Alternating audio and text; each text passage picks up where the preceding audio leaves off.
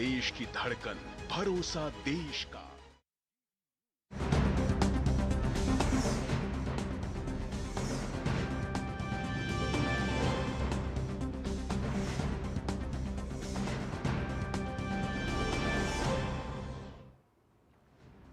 नमस्कार, आप सभी का स्वागत डीडी न्यूज पर। आप तो देख रहे हैं मिड डे प्राइम। आपके साथ मैं हूं मुकुल शर्मा।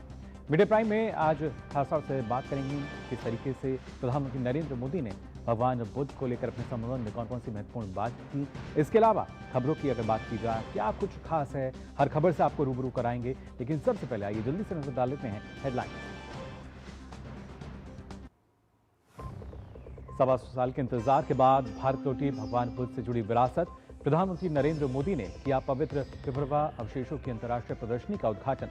प्रधानमंत्री ने कहा, यह है दौर युद्ध का नहीं, बुद्ध का।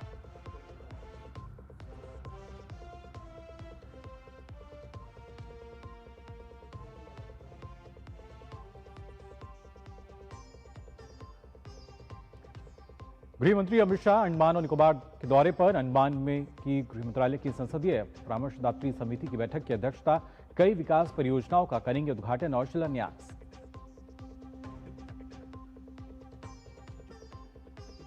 तेज हुआ नक्सल विरोधी अभियान। मुठभेड़ में छत्तीसगढ़ के बक्सर रेंज में 14 नक्सलियों के शव बरामद। भारी मात्रा में हथियार बरामद। AK-47, इंसास, SLR राइफल्स जैसे हथियार भी बरामद।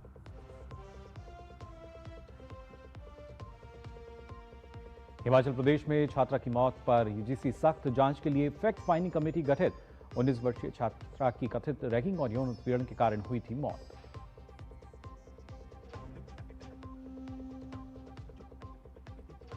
और पश्चिम बंगाल SIR में मनमानी पर चुनाव आयोग सख्त। अनियमितता के आरोपी 5 लंबित राज्य अधिकारियों के खिलाफ FIR दर्ज करने का निर्देश। मतदाता सूची में फर्जी या अनुपस्थित मतदाताओं के नाम अवैध रूप से किए शामिल।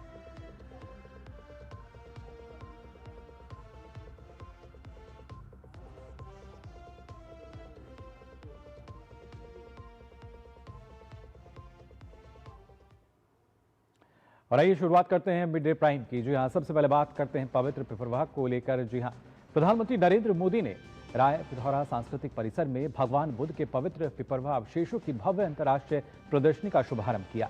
इस प्रदर्शनी में 1 सदी से अधिक समय बाद वापस लाए गए पिपरवाह अवशेषों के साथ साथ राष्ट्रीय संग्रहालय नई दिल्ली और भारतीय संग्रहालय कोलकाता के संरक्षित पिपरवाह के प्रमाणिक अवशेष और पुरातात्विक सामग्री भी प्रदर्शित की गई। यह प्रदर्शनी भगवान बुद्ध के महान विचारों को और अधिक लोकप्रिय बनाने की सरकार की प्रतिबद्धता के अनुरूप है।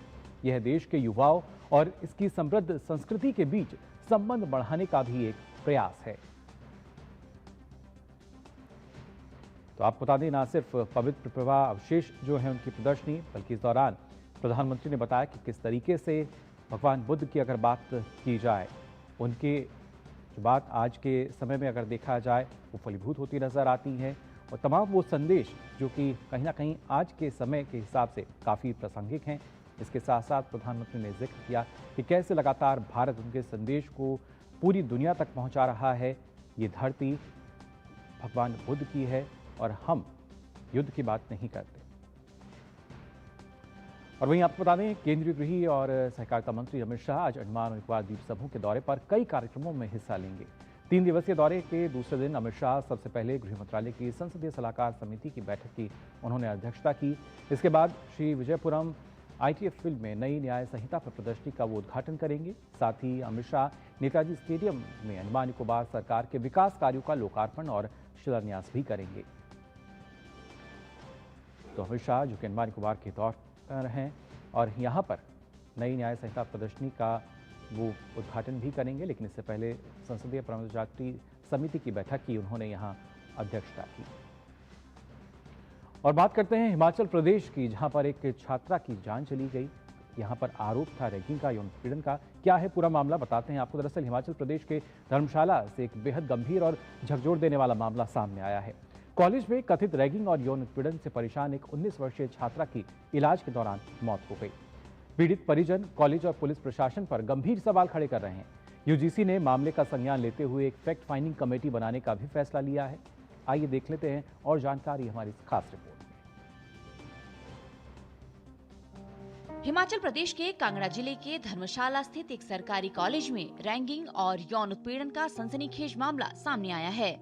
कॉलेज में पढ़ने वाली 19 वर्षीय छात्रा की इलाज के दौरान मौत के बाद रैगिंग और यौन उत्पीड़न के गंभीर आरोप सामने आए हैं। पीड़िता के पिता विक्रम कुमार के बयान पर थाना धर्मशाला में पुलिस ने मामला दर्ज किया है। एफआईआर भारतीय न्याय संहिता की धारा 75, 115(2), 3(5) यौन उत्पीड़न, स्वेच्छा से चोट पहुंचाना और समान आशय और Himachal Pradesh educational institute ragging निषेध अधिनियम 2009 की धारा 3 के तहत दर्ज की गई है। 20 दिसंबर को एक सीएम हेल्पलाइन पोर्टल पे एक कंप्लेंट जो थी इनके परिवारजनों द्वारा दर्ज करवाई गई थी। तो उसके पश्चात जब इनसे संपर्क करने की कोशिश की गई तो परिवारजनों ने बतलाया कि वो अभी बाहर हैं ट्रीटमेंट के लिए, तो जैसे ही वो आएंगे तो उसके पश्चात जो है उसको उसमें फर्दर जो भी ज़रूरत होगी उस हिसाब से हम कार्रवाई करवाएंगे। इसके लिए उसका इंतज़ार किया गया। अभी जैसे पता चला जब ये वीडियो वायरल हुए हैं उसके पश्चात जो है पुलिस ने संपर्क किए परिवारजनों से, तो परिवारजन घर पे पाए गए और उन्होंने फिर उसके बाद बयान लिखवाया है, जिसके बाद ये एफआईआर दर्ज जो है वो हुई है। इसमें 4 जो है वो लड़कियां हैं जिनका उसने नाम जो है उसमें लिया है और एक जो प्रोफेसर हैं उनके ऊपर जो है ये एफआईआर दर्ज की गई है। वहीं मृतका के पिता ने कॉलेज प्रशासन और पुलिस प्रशासन को कटघरे में खड़ा कर दिया है। उनका आरोप है कि कॉलेज में उनकी बेटी के साथ न केवल छात्राओं ने दुर्व्यवहार किया बल्कि एक प्रोफेसर ने भी मानसिक और शारीरिक प्रताड़ना दी। बेटी मेरी की कॉलेज में रैगिंग हुई है, उसकी जाति वाती को भी बोलते थे, जिसने सरों ने भी हरासमेंट किया और बच्चों ने भी किया उसको, और उधर से बच्चा मेरा बहुत हरासमेंट होता है। आज मेरे बच्चे के साथ हुआ, कल किसी और के बच्चे के साथ होगा। ऐसे जिन्होंने गलत काम किया उनका नाम काटे, गुनहगारों को बचाया जा रहा है। ये प्रशासन है, सख्त से सख्त कार्रवाई होनी चाहिए अशोक सर के ऊपर और जो लड़की हैं उनके ऊपर। उधर कॉलेज प्रशासन ने पूरे मामले में अलग रुख अपनाया है। कॉलेज प्रशासन आरोपी प्रोफेसर का बचाव कर रहा है और रैगिंग के आरोपों को भी खारिज करते हुए जीरो टॉलरेंस नीति का हवाला दे रहा है। जो टीचर्स हैं उनके पास, जो हमारी एंटी रैगिंग कमेटी है उसके पास या मेरे पास कोई भी ऐसी जानकारी आज तक जो ये जो सेशन इसमें तो वो 29 जुलाई के बाद वो कॉलेज ही नहीं आई है। पहली बात तो ये है, महाविद्यालय में 29 जुलाई के बाद वो आई नहीं है। तो ये मतलब जो है मुझे लगता नहीं है कि इसमें ये एंगल है। छात्र संगठन अखिल भारतीय विद्यार्थी परिषद ने कॉलेज और पुलिस प्रशासन की कार्यप्रणाली पर सवाल उठाते हुए पीड़ित परिवार को न्याय दिलाने की मांग की है। विद्यार्थी परिषद इसकी कड़े शब्दों में निंदा करती है और विद्यार्थी परिषद का मानना है कि इस पर निष्पक्ष जांच होनी चाहिए, जो भी दोषी है उसको कड़ी से कड़ी सजा मिलनी चाहिए। नए साल की शुरुआत में शांत माने जाने वाले धर्मशाला से सामने आया यह मामला न केवल प्रदेश बल्कि पूरे देश को झकझोरने वाला है। अब सवाल यह है कि एक बेटी को इस हद तक क्यों प्रताड़ित होना पड़ा कि उसे अपनी जान गंवानी पड़ी। सच क्या है और दोषी कौन, यह अदालत तय करेगी, लेकिन समाज और व्यवस्था की जवाबदेही तय होना अब बेहद जरूरी है। Bureau report, DD news. और इस मामले में आपको बता दें 4 छात्राओं और एक प्रोफेसर के खिलाफ गंभीर धाराओं में एफआईआर दर्ज की गई है। लेकिन पिता विक्रम सिंह समेत पीड़ित परिवार कॉलेज और पुलिस प्रशासन पर गंभीर सवाल उठा रहा है। वहीं इस सनसनीखेज मामले में कॉलेज प्रशासन असंवेदनशीलता दिखाते हुए पूरे मामले से पल्ला झाड़ने की कोशिश कर रहा है।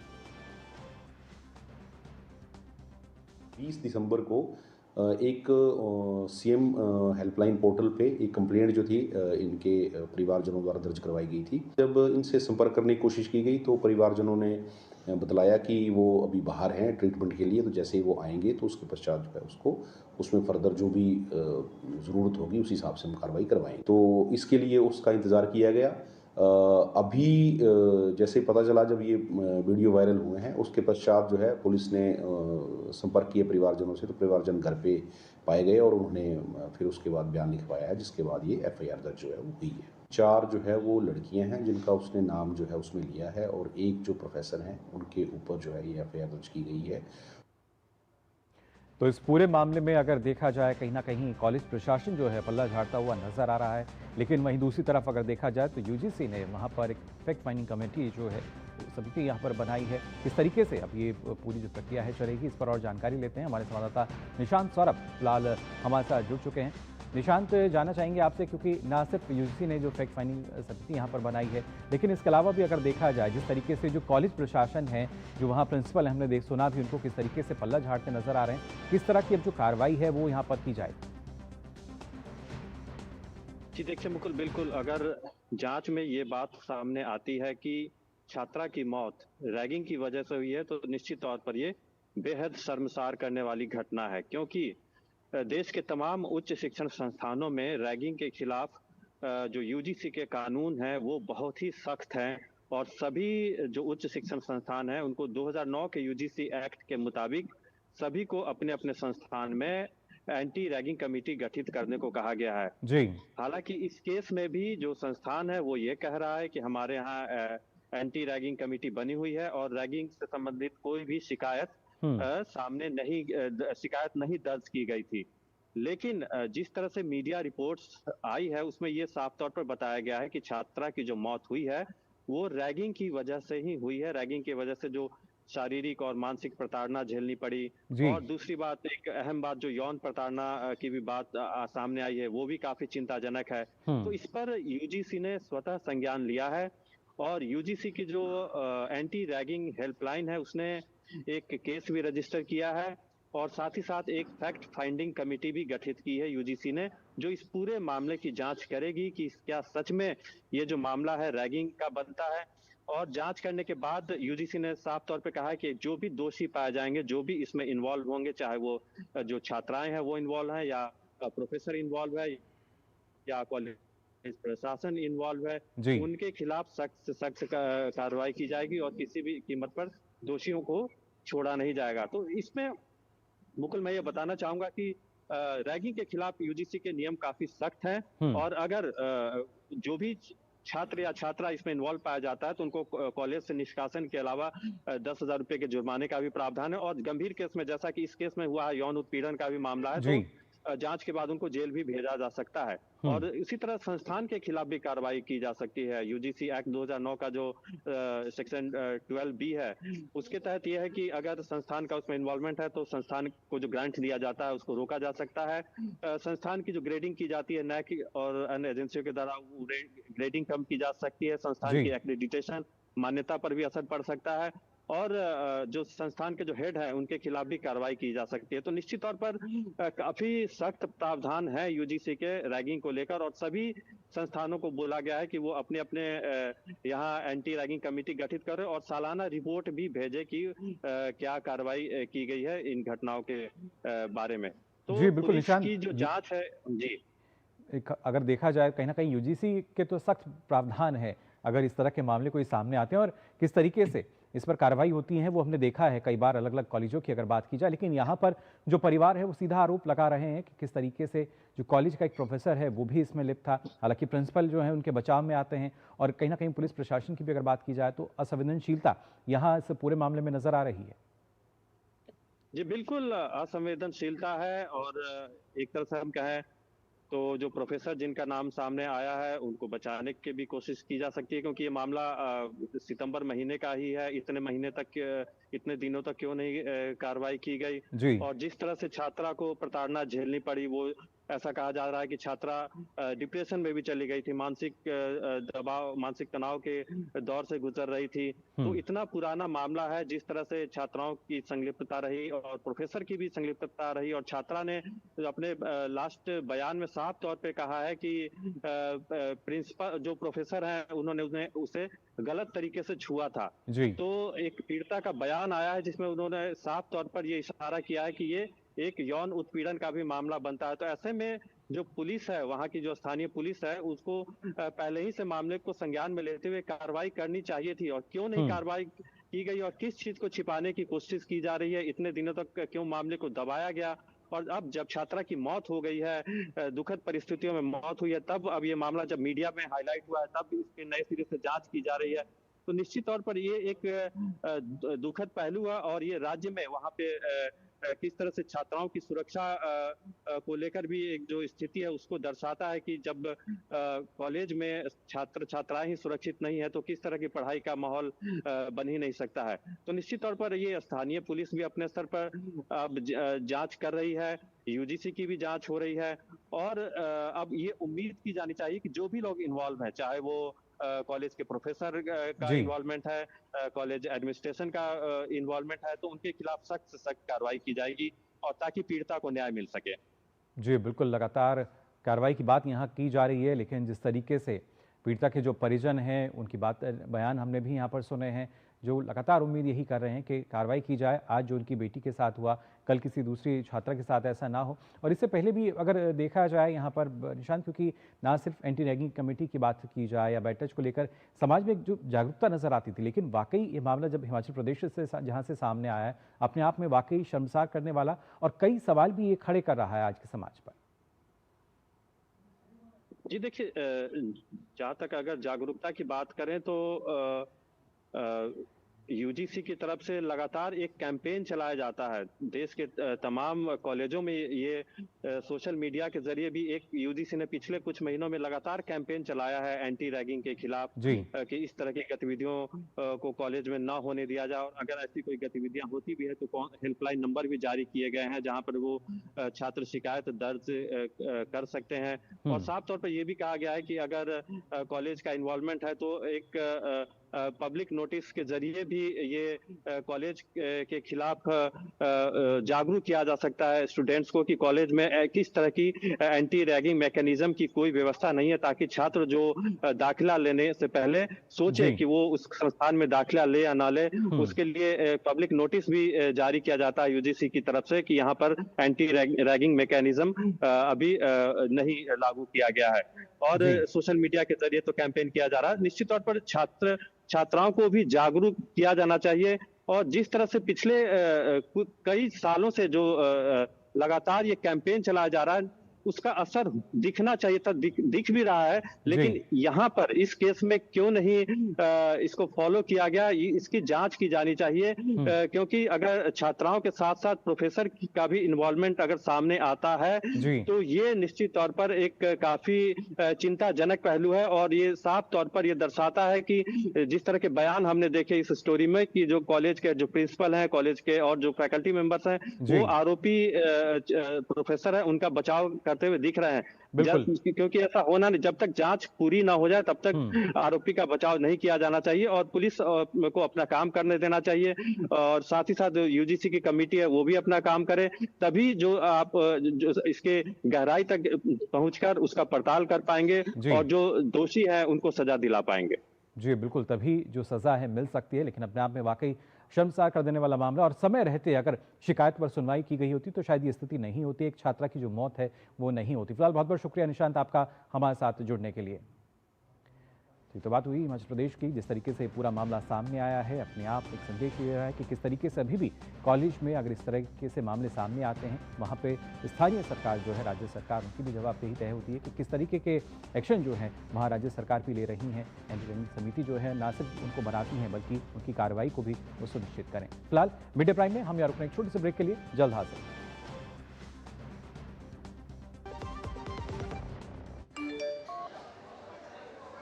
वीडियो लाइक करने के पैसे मिलेंगे?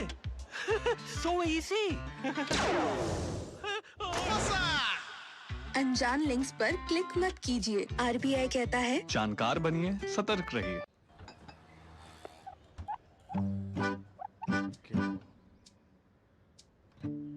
मेरा बेटा ईशान डॉक्टर बनेगा, डॉक्टर।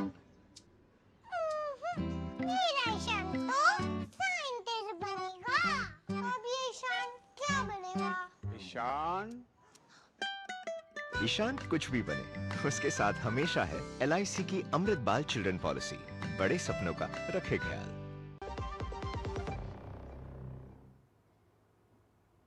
ब्रेक के बाद आप सभी का एक बार फिर स्वागत। आप देख रहे हैं मिड डे प्राइम और आइए बात करते हैं नक्सल पर नकेल को लेकर, या यूं कहें कि अंतिम सांसें लेते नक्सलवाद पर। गृह मंत्री अमित शाह ने मार्च 2026 तक देश से नक्सलवाद को पूरी तरीके से खत्म करने की शपथ ली, जिसे सुरक्षा बल पूरा करने में लगे हुए हैं। इसी कड़ी में बीजापुर और सुकमा जिले में सुरक्षा बलों और माओवादियों के बीच मुठभेड़ जारी है। अब तक मुठभेड़ वाली जगहों से करीब 14 नक्सलियों के शव बरामद किए गए हैं, जिनमें बीजापुर जिले से 2 और सुकमा से जो 12 शव हैं वो अभी तक बरामद किए जा चुके हैं, माओवादियों के शव। और साथ साथ अगर देखा जाए इन दोनों ही जिलों में लगातार जो सुरक्षा बल हैं उनका एक एक्शन यहाँ देखने को मिल रहा है। उन्होंने सशस्त्र माओवादियों की पुख्ता सूचना मिलने पर ये पूरी कार्रवाई की, जिसमें अभी तक जो 14 शव हैं वो मिले हैं। आपको बता दें, दक्षिण बस्तर क्षेत्र में DRG की टीमें रवाना हो गई थी। और न सिर्फ 14 शव यहाँ से अभी तक बरामद हुए, बल्कि अगर बात की जाए हथियारों की तो बड़ी मात्रा में जो हथियार हैं वो भी यहाँ से मिले हैं। आधुनिक AK-47 की बात की जाए, इंसास की बात करें, SLR की बात तक की जाए, लगातार हम देख पा रहे हैं किस तरीके से सुरक्षा बल जो हैं जिन्होंने नक्सलवाद के खात्मे के लिए ऑपरेशन जो लगातार चल रहा है उसकी बानगी एक बार फिर नजर आई है, जहां पर हम देख सकते हैं किस तरीके से ना सिर्फ जो माओवादी हैं उनको ढेर किया गया है। खासतौर से 3 जनवरी यानी आज अगर बात हम करते हैं तो बीजापुर सुकमा में ये जो नक्सली मुठभेड़ हुई, सूचना मिली थी सुरक्षा बलों को, जिसके बाद कार्रवाई की गई और अब तक आपको बता दें नक्सलियों की 14 शव बरामद हो चुके हैं, यानी 14 नक्सलियों को ढेर कर दिया गया है।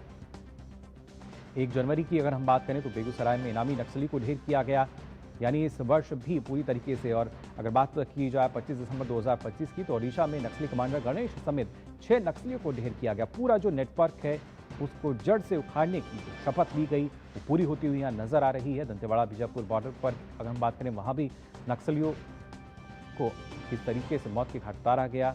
और वहीं अगर देखें नक्सलियों के खिलाफ जो बड़ी कार्रवाई की गई है 2025 में 317 नक्सलियों का खात्मा किया गया और जो शीर्ष नेतृत्व था, जो कमांडर था, उसको भी मौत के घाट उतारा गया। साथ ही 800 से ज़्यादा नक्सलियों को गिरफ्तार किया गया वर्ष 2025 की अगर बात की जाए। इसके साथ साथ आपको बता दें 2000 से अधिक जो नक्सली हैं उन्होंने आत्मसमर्पण किया वर्ष 2025 में। जिस तरीके से केंद्र सरकार की जो नीतियाँ रही हैं इनको मुख्य विकासधारा से जोड़ने के लिए, साथ ही 2024 की भी अगर हम बात करें तो 2024 में करीब 290 नक्सलियों को मार गिराया गया और ये सिलसिला लगातार जा रही है जब तक पूरा खात्मा नहीं होता तो कैसे। और 2024 की अगर हम बात करें तो करीब 1090 नक्सलियों को गिरफ्तार भी यहाँ किया गया था, जबकि अगर बात की जाए 881 नक्सलियों की तो इन्होंने आत्मसमर्पण भी किया था। अब जो आंकड़े हैं उसमें लगातार बदलाव हम देख रहे हैं, क्योंकि अब अगर देखा जाए पहले ज़्यादा जिले थे जो प्रभावित नज़र आते थे, लेकिन अब जो क्षेत्र है वो सीमित हो गया है और उसमें भी सुरक्षा बलों का जो एक्शन है, जो कार्रवाई है वो लगातार देखने को मिल रही है। तो कैसे ना सिर्फ 2024, 2025 और 2026 की भी अगर बात की जाए तो यहाँ लगातार एक्शन जारी है। नक्सल प्रभावित क्षेत्रों की अगर बात करें 2014 में देखिए 126 ज़िले थे जो कि इससे प्रभावित थे, यानी नक्सल का जो आतंक है इन ज़िलों में था। 2025 की अगर बात की जाए तो 11 ऐसे ज़िले हैं जो ज़्यादा प्रभावित हैं नक्सल से। तमाम ये ज़िले जिनमें लगातार एक्शन हमें देखने को मिल रहा है और सर्वाधिक प्रभावित ज़िलों की संख्या अगर बात की जाए तो ये 36 से घटकर 3 हो चुकी है। यानी पहले ऐसे 36 ज़िले थे जो बहुत ज़्यादा प्रभावित थे। 2014 में ये 126 ज़िले थे जो कि नक्सल प्रभावित थे, लेकिन अब इनकी अगर बात की जाए जो संख्या है वो महज यहाँ पर घटकर 11 रह चुकी है। और ये बताता है कि किस तरीके से जो सुरक्षा बल हैं वो लगातार नक्सल के सफाई में लगे हुए हैं। हमारे संवाददाता सोमेश पटेल फिलहाल हमारे साथ जुड़ चुके हैं।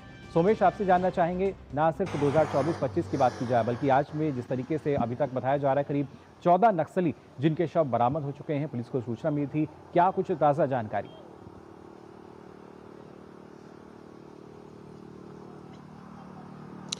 जी मुकुल, मैं आपको जरूर बताना चाहूंगा साल 2026 नक्सलियों के लिए काल बनकर आया है। और आज जिस तरह से छत्तीसगढ़ के बस्तर पुलिस को जो सफलता मिली है, बस्तर पुलिस ने एक प्रेस विज्ञप्ति जारी की है जिसमें साफ तौर पे बताया गया है कि छत्तीसगढ़ के बस्तर में 2 जगहों पर सुरक्षा मुठभेड़ हुई है। पहली मुठभेड़ बीजापुर जिले में हुई है जिसमें सुरक्षा बलों नक्सलियों के मुठभेड़ में 2 नक्सलियों को मार गिराया गया है, और जो दूसरी मुठभेड़ है सुकमा जिले में हुई है जिसमें सुरक्षा बलों की जानकारी मिली थी कि सुकमा इलाके में बड़ी संख्या में नक्सली की मौजूदगी है, जिसके बाद एक ऑपरेशन लॉन्च किया गया। इस ऑपरेशन में डीआरजी के जवान शामिल हुए। जब जो सुरक्षा बल और नक्सलियों के बीच में जब उस इलाके में मुठभेड़ हुई और इसके बाद मुठभेड़ में 14 नक्सलियों को मार गिराने में सुरक्षा बलों को सफलता हासिल की है। कुल मिला के ये कहा जा सकता है कि आज सुरक्षा बलों को बड़ी सफलता मिली है और नक्सलियों के पास से बड़ी संख्या में आधुनिक हथियार मिले हैं जिनमें AK-47 है और जो आधुनिक जो हथियार उनके पास से बरामद हुए हैं। कुल मिलाकर ये कहा जा सकता है कि सुरक्षा बलों को अब तक की बड़ी सफलता है। और जिस तरह से 2025 में सुरक्षा बलों ने 200 से ज्यादा नक्सलियों को मुठभेड़ में मार गिराया था, 800 से ज्यादा नक्सलियों की गिरफ्तारी हुई थी और 1500 से ज्यादा नक्सलियों ने आत्मसमर्पण किया था। कुल मिला के ये कहा जा सकता है कि 2026 का जो डेडलाइन तय किया गया है, गृह मंत्री अमित शाह ने कहा था कि मार्च 2026 तक नक्सलवाद का पूर्ण रूप से खात्मा कर दिया जाएगा। अब कुल मिला के 90 दिन ही शेष बचे हैं और जनवरी 2026 के शुरुआती दिनों में सुरक्षा बलों की बड़ी सफलता मिली है। एक महत्वपूर्ण जानकारी मुकुल आपको बताना चाहूंगा, जो मोस्ट वांटेड नक्सली था हिडमा, जिसे कुछ दिन पहले ही मार गिराया गया है, जिसके ऊपर 1 करोड़ रुपए का इनाम था, उसका जो सहयोगी है वो आज हैदराबाद में, जो देवा है हैदराबाद में, वो पुलिस के समक्ष आत्मसमर्पण की सूचना मिली है अपने 20 सहयोगियों के साथ। तो कुल मिला के ये कहा जा सकता है कि जो देवा के आत्मसमर्पण करने के बाद जो बस्तर का जो क्षेत्र है पूर्ण रूप से खत्म हो जाएगा। एक महत्वपूर्ण जानकारी और मैं बता दूं, गृह मंत्रालय के आंकड़े के अनुसार, जो गृह मंत्रालय ने जानकारी साझा की थी कि जो देश में 42,000 वर्ग किलोमीटर जो नक्सलवाद का जो क्षेत्र था उस इलाके में फैली हुई थी, जो घटकर 14,000 वर्ग किलोमीटर फैला हुआ है। तो कुल मिला के ये कहा जा सकता है कि नक्सलवाद अब अंतिम चरण में है। पिछले 1.5 सालों में सुरक्षा बलों ने जो 24 जो मोस्ट वांटेड नक्सली थे उन्हें इनकाउंटर पे मार गिराया था। और एक जो चर्चित नाम था हिडमा, जिसके ऊपर 1 करोड़ रुपए के नाम था, वसा राजू, इन तमाम जो नक्सलियों को सुरक्षा बलों ने मार गिराने में सफलता हासिल की है। तो कुल मिला के ये कहा जा सकता है कि जो नक्सलवाद जो पूर्ण रूप से जो पिछले 40 सालों से जो बस्तर के क्षेत्र में फैला हुआ था, वो समस्या अब धीरे धीरे पूर्ण तरह से खत्म हो रही है। जी बिल्कुल, 4 दशकों का जो आतंक था अब उसका खात्मा हो रहा है। खात्मे का काउंटडाउन जो है वो शुरू हो चुका है। और खासतौर से सोमेश, अगर देखा जाए जो नक्सली आत्मसमर्पण कर रहे हैं, क्योंकि सरकार, पहले हमने देखा किस तरीके से उनसे कहा भी गया अगर आप विकास की मुख्य धारा में लौटना चाहते हैं तो वो मौका भी उनको दिया गया, लेकिन जिन्होंने मौका नहीं लिया तो संदेश साफ है कि खात्मा होगा। और उसी के लिए लगातार हम देख पा रहे हैं किस तरीके से अलग अलग ऑपरेशन जो है वो चलाए जा रहे हैं।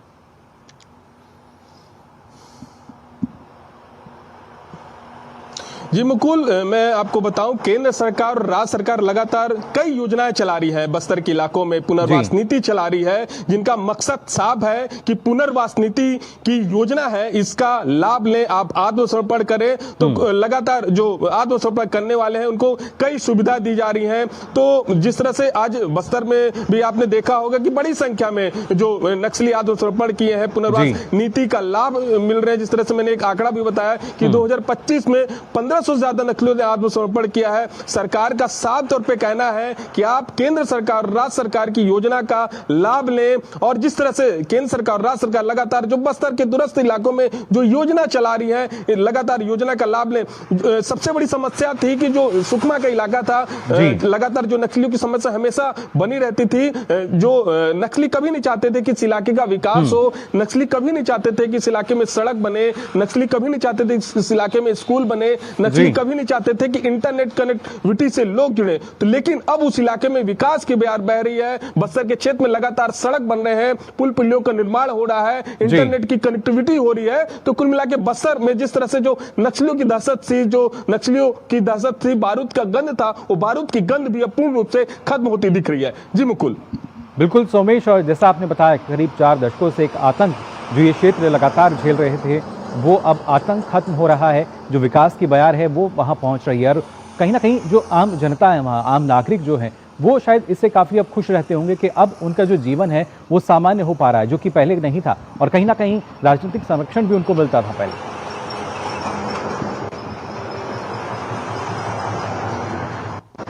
जी मुकुल, जिस तरह से बस्तर के क्षेत्र में पिछले 40 दशकों से नक्सल समस्या थी और लगातार उस इलाके में एक दहशत का माहौल था। लोग अपने घरों से निकलने के लिए एक बार सोचते थे, बच्चे स्कूल नहीं जाते थे, सड़क नहीं थी उस तो कहीं ना कहीं ये जो बरसों से जो नक्सली समस्या थी उस इलाके में अब खत्म हो रहा है। और जिस तरह से आपने देखा होगा पिछले 1.5 सालों में कई मोस्ट वांटेड नक्सली मारे गए हैं, कई लोगों ने आत्मसमर्पण किया है। तो कुल मिला के ये कहा जा सकता है कि बस्तर जो क्षेत्र पूर्ण रूप से जो नक्सल समस्या थी खत्म होता दिख रहा है। और जिस तरह से जो डेडलाइन निर्धारित किया गया था 2026 का, जो मार्च 2026 में नक्सलवाद का खात्मा करने का जो डेडलाइन तय किया गया था, उसके निर्धारित समय के अनुसार लगातार जो नक्सलवाद है, नक्सल समस्या है, अब खत्म होते ही भी दिख रही है। जी बिल्कुल। और 2014 की तुलना में अगर देखा जाए, करीब 126 जिले पहले नक्सल के आतंक से प्रभावित थे और उनकी संख्या अब घटकर, अगर हम बात करें 2025 की अगर बात की जाए, तो करीब 11 वो रह गई। और कोशिश यही कि और ज़्यादा जो संख्या है ना सिर्फ कम हो बल्कि पूरी तरीके से उसका सफाया की जाए।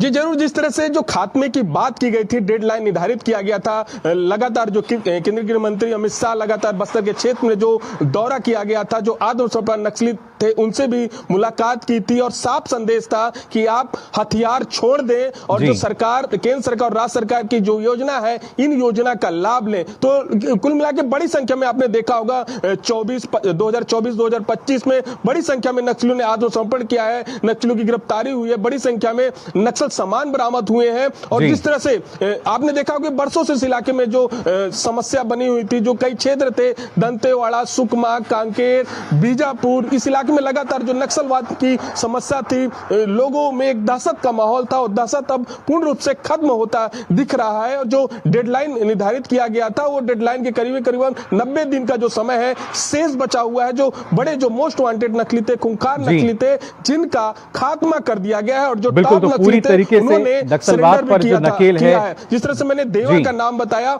देवा जो सुकमा जिले के पूर्ववर्ती नक्सलवाद पर जो नकेल है वो कसती हुई नजर आ रही है। तमाम जो सुकमा जो पूर्ववर्ती जिले का जो रहने वाला हिडमा का काफी बिल्कुल हमने देखा तमाम सोमेश के किस तरीके से जो सुरक्षा बल हैं उन्होंने यहाँ अपने ऑपरेशन चलाया, फिर चाहे नेतृत्व हो या तमाम नक्सली, उनका किस तरीके से खात्मा किया जा रहा है। फिलहाल बहुत बहुत शुक्रिया आपका हमारे साथ जुड़ने के लिए। तो कैसे देश का हर हिस्सा जो है वहाँ विकास पहुँच रहा है और खासतौर से वो क्षेत्र जो कि नक्सल से प्रभावित थे, अब वहाँ भी विकास की बयार पहुँच रही है। फिलहाल हम यहाँ रुक रहे हैं एक छोटे से ब्रेक के लिए। कुछ पल नहीं दिशा दिखाए, मंजिल नहीं फिर दूर, जब कुछ पल साथ तुम्हारे साथ बिताए हुए पल मेरे साथ रहेंगे जिंदगी भर। LIC से मिले बीमे की रकम ने ही मेरे नए काम की शुरुआत को मुमकिन बनाया। कुछ पल का साथ बन जाता है जिंदगी भर का साथ। LIC हर पल आपके साथ। QR कोड स्कैन करो, 5000 का कैशबैक पाओ। वाह, दिल बन गया। UPI पिन एंटरिंग सिर्फ पैसे भेजने के लिए है। RBI कहता है जानकार बनिए, सतर्क रहिए।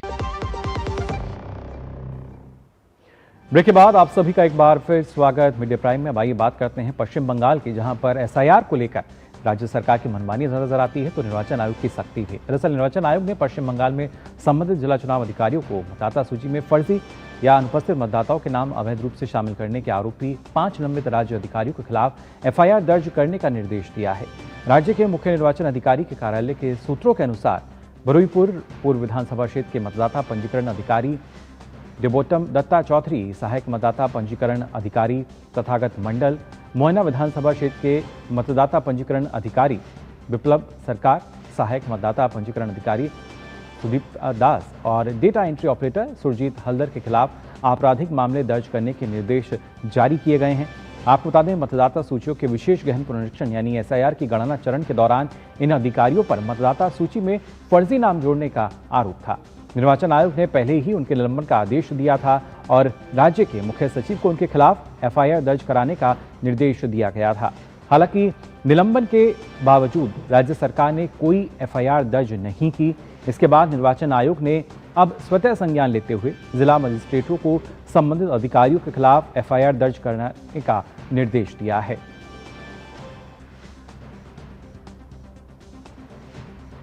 तो पश्चिम बंगाल में SIR की अगर बात की जाए तो यहाँ एक बार फिर राज्य सरकार की जो मनमानी है वो नजर आती है और कहीं ना कहीं राज्य सरकार और चुनाव आयोग जो हैं वो यहाँ आमने सामने नजर आ रहे हैं, क्योंकि जिस तरीके से लगातार एक तरीके से यहाँ ना सिर्फ चुनाव आयोग की जो प्रणाली चल रही है, SIR की अगर बात की जाए उसमें किस तरीके से बाधा डाली जा सकती है, इसके लिए लगातार हमने देखा TMC और जो और पार्टी के कार्यकर्ता हैं कि तमाम मामले सामने आए, जिसके बाद लगातार चुनाव आयोग ने अपनी जो बातें हैं वो रखी और सीधा जताया भी किसी भी चुनाव जो कर्मचारी हैं, अधिकारी हैं, उन पर इस तरह की मामले सामने ना आए, वरना सख्ती की जाएगी। और वहीं पश्चिम बंगाल में मतदाता सूची के विशेष गहन पुनरीक्षण यानी SIR को लेकर निर्वाचन आयोग और सत्तारूढ़ तृणमूल कांग्रेस के बीच अब विवाद और बढ़ता हुआ नजर आ रहा है।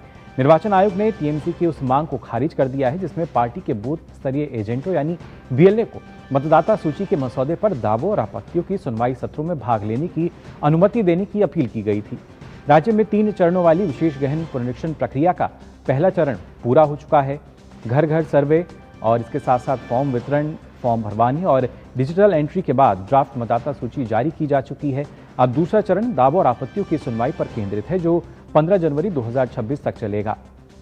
निर्वाचन आयोग के सूत्रों के अनुसार यदि TMC की मांग मान ली जाती है तो अन्य सभी मान्यता प्राप्त राजनीतिक दलों यानी जो और वहां पर 6 राष्ट्रीय और 2 राज्य स्तरीय दल हैं, उनकी समान मांगे भी स्वीकार करनी पड़ती। आयोग ने स्पष्ट किया है कि वे किसी पार्टी की कथित ताकत या कमजोरी की कल्पना पर फैसले नहीं ले सकते। सभी दलों के लिए समान नियम लागू करने होते हैं जो व्यवहारिक हैं और कहीं ना कहीं उपयोगी हों, यानी पूरी पारदर्शिता के साथ चुनाव आयोग काम कर रहा है। चुनाव आयोग ने कहा है कि सुनवाई में दस्तावेजों के जांच और सवाल जवाब होते हैं जिसमें BLA की कोई राजनीतिक भूमिका नहीं है, इसलिए सभी दलों के BLO को अनुमति न देना तर्कसंगत है ताकि प्रक्रिया बिना बाधा के पूरी हो सके। तो यहाँ पर चुनाव आयोग जो है वो सीधा बता चुका है कि आखिर किस पूरी प्रक्रिया जो है उसमें जो BLA हैं उनको शामिल नहीं किया जाएगा। लेकिन अगर देखा जाए TMC जो कि लगातार अलग अलग अड़चनें, बाधाएं जो हैं वो डाल रही है चुनाव आयोग की इस प्रक्रिया के दौरान। सौरभ दत्ता कोलकाता से हमारे संवाददाता फिलहाल जुड़ चुके हैं। सौरभ, जानना चाहेंगे आपसे, क्योंकि जिस तरीके से लगातार, क्योंकि अब ये कोई पहला मसला नहीं है, इससे पहले हमने देखा किस तरीके से ना सिर्फ विरोध प्रदर्शन किए गए, विरोध के नाम पर हिंसा की गई, कैसे चुनाव आयोग के जो कर्मचारी हैं उनको निशाना बनाया गया, और अब यहाँ पर जो मांग की गई थी चुनाव आयोग ने सीधा कह दिया है कि जो मांग है पूरी नहीं की जा सकती और ये तर्कसंगत भी नहीं है। मुगल जी, देखिए, चुनाव आयोग ने पहले ही जब BLAs को क्यों वो सुनवाई में नहीं रहेंगे ये सिद्धांत जब लिया गया था, तभी चुनाव आयोग का ये अवस्थान स्पष्ट था कि जो BLAs हैं वो हियरिंग सेंटर में इसलिए नहीं लाएंगे। एक तो है ये पूरा लंबा प्रोसेस है, जो हियरिंग सेंटर होता है वो हियरिंग सेंटर में ERO, AERO और जो BLO सुपरवाइजर है वो लोग रह रहे हैं, इतने सारे लोग रह रहे हैं, तो उसका एकोमोडेशन का एक प्रॉब्लम है। पहला प्रॉब्लम तो ये है। दूसरी बात ये है कि अगर BLOs को देना है तो सभी पॉलिटिकल पार्टीज को देना पड़ेगा। तो इसमें 8 पॉलिटिकल पार्टीज, जैसा आपने कहा कि 8 पॉलिटिकल पार्टीज का यहाँ पे रजिस्टर्ड पॉलिटिकल पार्टीज है, उनको भी रहना पड़ेगा।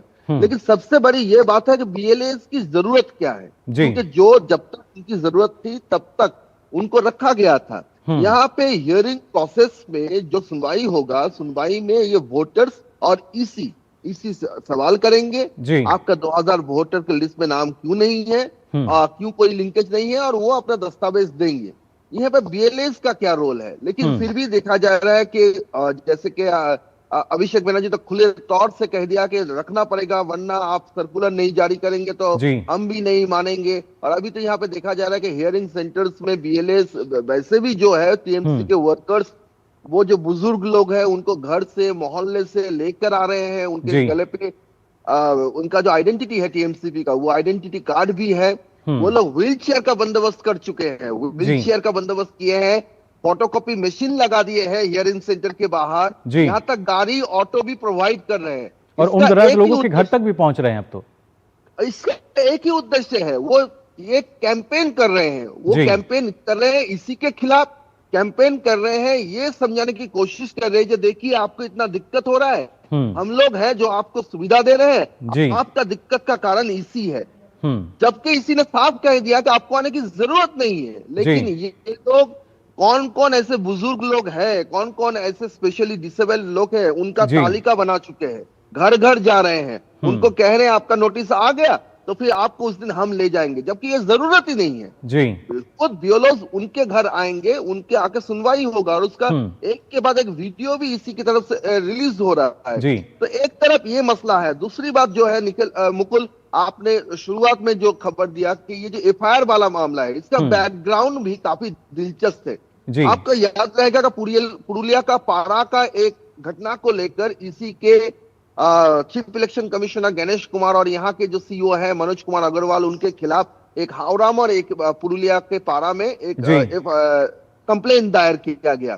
तभी चुनाव आयोग ने कहा था कि आप हमारे खिलाफ बेबुनियाद कंप्लेंट दायर कर रहे हैं क्योंकि आप डराना चाहते हैं, धमकाना चाहते हैं। एकदम लिखित में उन्होंने ये बयान जारी किया है जी। लेकिन जब हम जो फर्जी वोटर्स को रखने वाले जो काम में आपके जो ऑफिसर्स हैं, जो चीफ सेक्रेटरी को चिट्ठी लिख के गया था, तब आपने उनके खिलाफ कोई एफआईआर दर्ज नहीं किया गया। तो अब जाके उसी बात को आपने यहाँ पे सीएस आए हैं, चीफ सेक्रेटरी नए हुए हैं, नए साल है। मनोज पंत जो थे वो तो हालांकि अभी सीएस के पद में नहीं है, लेकिन नवान्ना में है, वो प्रधान सचिव के, सीएम के प्रधान सचिव के पद में है। नंदिनी चक्रवर्ती नई सीएस आई है और इसके साथ ये जो डेवलपमेंट हुआ है उसको लेकर अभी इसी भी सख्त कार्रवाई पे है कि अगर नियम आप फॉलो नहीं करेंगे तो इसी भी पीछे नहीं हटेगा जी। वो एसआर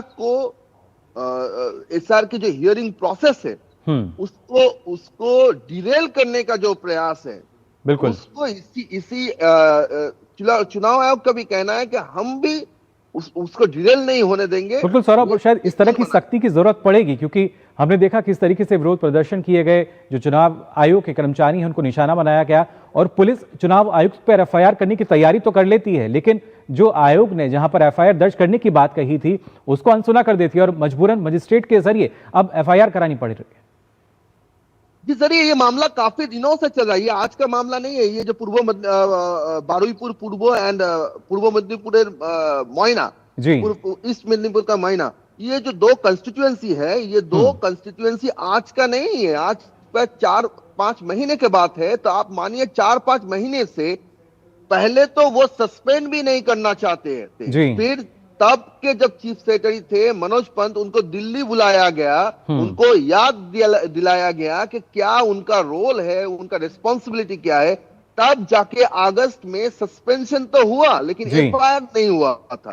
तो अब जाके इसी कह रही है आप एफआईआर भी कीजिए। और ये वो ऑर्गेनाइजेशन के मेंबर है मुकुल, वो जो WBCS कैडर के अंदर आते हैं, जिन्होंने इसी को चिट्ठी लिख के कहा था कि जो ASDD का जो लिस्ट है, यानी मृत स्थानांतरित जो इसका लिस्ट है, वो लिस्ट हमारे नॉलेज में नहीं बना है, आप ये ठीक नहीं किए। और ये चिट्ठी उन्होंने तब दिया जब उन्होंने सीएम ममता बनर्जी के साथ बैठक किया। तो पूरी जो योजना है वो योजना एकदम साफ तरीके से दिख रहा है। बिल्कुल, ना सिर्फ योजनाबद्ध तरीके से बल्कि कहीं ना कहीं एक साजिश कि किस तरीके से कितनी अड़चन, कितनी बाधाएं हम इस एसआईआर प्रक्रिया में लगा सकते हैं वो लगा रहे हैं और अब उसी के बाद अब कहीं ना कहीं सख्ती चुनाव आयोग की यहाँ देखने को मिल रही है। बहुत बहुत शुक्रिया फिलहाल सौरभ आपका हमारे साथ जुड़ने के लिए। तो पश्चिम बंगाल की अगर बात की जाए तो यहाँ पर ना सिर्फ एक अड़ियल रवैया बल्कि मनमानी देखने को मिल रही है और कहीं ना कहीं राज्य सरकार के इशारे की अगर बात की जाए तो उसी पर हम कह सकते हैं कि प्रशासनिक अमला है वो सिर्फ कार्रवाई की बात तो कर रहा है लेकिन कार्रवाई कुछ नजर नहीं आती। वहीं आगे बढ़ते हैं, आपको बता दें एसआईआर को लेकर चल रहे घमासान के बीच बंगाल में अगले विधानसभा चुनाव का बिगुल बज चुका है, जहां मुख्य रूप से बीजेपी और टीएमसी के बीच कांटे का मुकाबला रहने की उम्मीद है। ऐसे में दोनों दलों ने चुनावी कैंपेन के लिए एड़ी चोटी का जोर लगाया है ताकि जनता तक पहुंचने में कोई कसर बाकी ना रहे। इसी कड़ी में बीजेपी परिवर्तन संकल्प सभा के माध्यम से बंगाल के हर कोने कोने में दस्तक दे रही है ताकि वो प्रदेश में सत्ता परिवर्तन कराने में सफल हो सके। वहीं टीएमसी आबा जीत बे बंगला के दम पर बीजेपी को बंगाल की सत्ता से दूर रखना चाहती है। ऐसे में मुख्य टीएमसी नेता अभिषेक बनर्जी अपनी रैलियों में बंगाल फिर से जीतेगा यानी अबार जीत पे बांग्ला जैसे नारों का प्रमुखता से इस्तेमाल कर रहे हैं।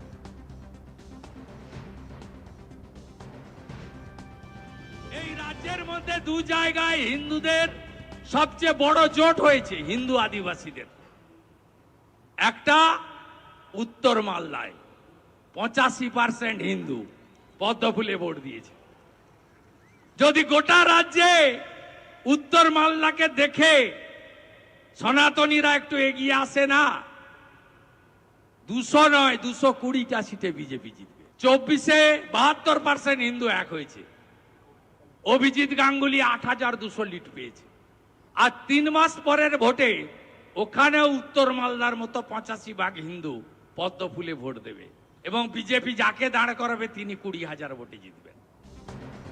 तो कहीं ना कहीं देखा जाए टीएमसी एक तरफ अभियान भी चला रही है बीजेपी को रोकने के लिए, वहीं भाजपा नेता और पश्चिम बंगाल के नेता प्रतिपक्ष शुभेंदु अधिकारी ने बताया कि प्रधानमंत्री नरेंद्र मोदी इसी माह राज्य का दौरा करेंगे।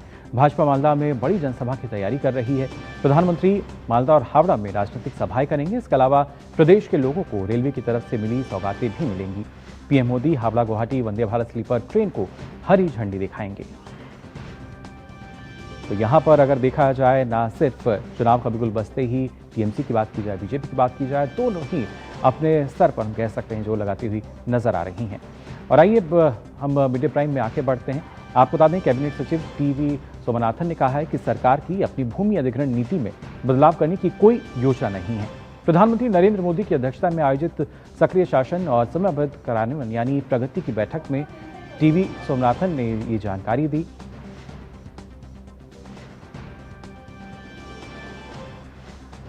उन्होंने कहा कि 85 लाख करोड़ रुपए की 3,300 से अधिक परियोजनाओं में 7,735 जो मुद्दे हैं उठाए गए, इनमें 7,156 का समाधान किया गया।